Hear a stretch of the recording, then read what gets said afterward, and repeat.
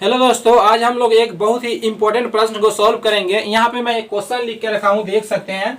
निम्न में से कौन सबसे बड़ा है? और यहाँ पे ऑप्शन है, ऑप्शन ए में है आपका 3√15, ऑप्शन बी में है 5√14 और सी में है आपका 7√12 और डी में है 6√13 है। चलिए इसे सॉल्व करते हैं। किस तरह से सॉल्व करना है, अगर आपको लगता है कि सॉल्व कर सकते हैं तो आप वीडियो को रोक के पहले सॉल्व कीजिए और आपका आंसर मिलाइए, सही आता है या फिर नहीं आता है। तो चलिए इसे हम लोग सॉल्व करते हैं। तो दोस्तों, इसे सॉल्व करने का एक तरीका है, बहुत ही आसान सा। मैं यहाँ पे पहले आपको एक तरीका समझाता हूँ। मैं एक संख्या लिखता हूँ, जैसे 2, 3, 4।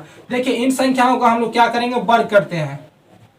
तो यहाँ पे क्या है, 2 छोटा था और 4 बड़ा था, इसका वर्ग करते हैं। तो यहाँ पर आ जाएगा 2 का स्क्वायर 4, 3 का स्क्वायर 9 और 4 का स्क्वायर 16। यहाँ पे एक चीज आप समझिए, पहले जो संख्या छोटा था वर्ग करने पर भी वह क्या छोटा है, और पहले जो संख्या बड़ा था वह वर्ग करने के बाद भी बड़ा ही है। ठीक है, यानी बड़ा संख्या का वर्ग हमेशा बड़ा ही रहेगा और छोटा संख्या का वर्ग हमेशा छोटा ही रहेगा। तो यहाँ पे 4 जैसे बड़ा था तो 4 का स्क्वायर क्या बड़ा ही आया है, और 2 छोटा था इसका छोटा ही है। ठीक है, उसी प्रकार हम लोग क्या करेंगे, इसका वर्ग करेंगे, यानी जो संख्या बड़ा रहेगा उसका स्क्वायर करने पे वो संख्या क्या बड़ा रहेगा। तो यहाँ पे इसे सॉल्व करते हैं। तो पहले आपका दिया गया है 3√15, क्या है 3√15 दिया गया है। इसे सॉल्व करेंगे, स्क्वायर करेंगे।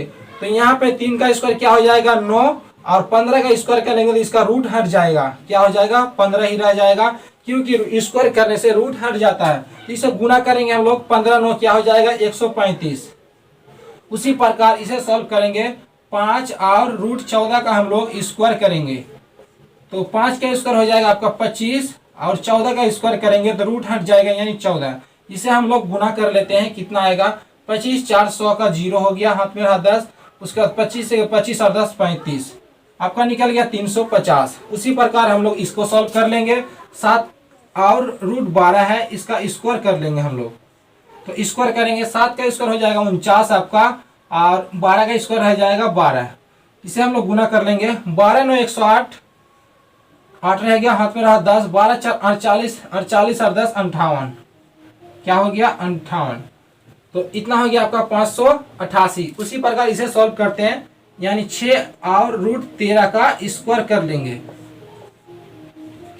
तो 6 का स्क्वायर हो जाएगा 36 और 13 का स्क्वायर, √13 का स्क्वायर से रूट हट जाएगा यानी 13। इसे गुना कर लेते हैं, 13 6 78 का 8 और 13 3 39, 39 और 7 कितना हो जाए 46। यानी हमें सारा संख्या पता चल गया, कौन सबसे छोटा है, कौन सबसे बड़ा है, कौन बीच का है। तो इसे देख सकते हैं, सबसे छोटा संख्या आपका ए है, 135 आया ना, इसका मतलब ये सबसे क्या है छोटा है। सबसे बड़ा क्या है यहाँ पे 588, यानी ए वाला संख्या आपका सबसे बड़ा है। इससे छोटा कौन है, ए वाला है, देख सकते हैं 486 आया है, 468 आया है।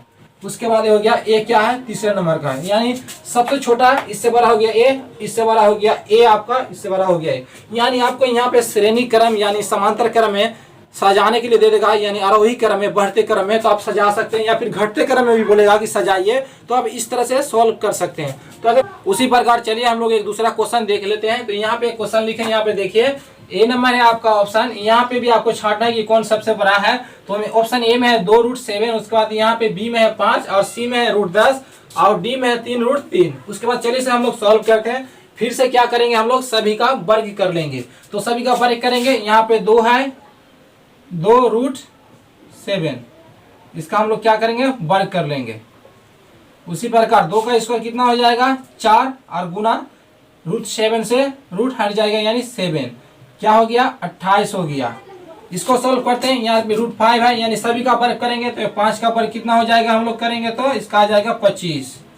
उसी प्रकार इसका वर्ग करेंगे, कितना हो जाएगा √10 का वर्ग करेंगे तो रूट हट जाएगा, यानी आपका हो जाएगा 10।